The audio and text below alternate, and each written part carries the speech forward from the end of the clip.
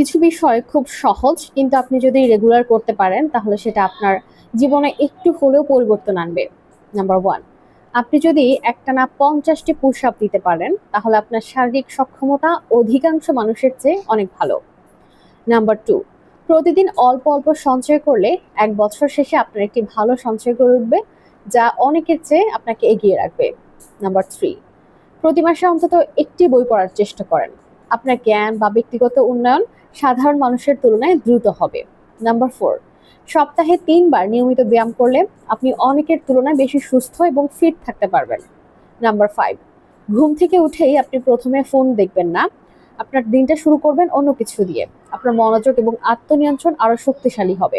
Number 6, অপ্রয়োজনীয় gossip বা পরনিন্দা এড়িয়ে চললে আপনার ব্যক্তিত্ব আর পরিপক্কতা আরো ইতিবাচকভাবে প্রকাশ পাবে। নাম্বার 7, নিজেকে প্রতিনিয়ত শেখার এবং উন্নতির পথে রাখলে আপনি ধীরে ধীরে অন্যদের তুলনায় আরো সচেতন, জ্ঞানী আর দক্ষ হয়ে উঠবেন।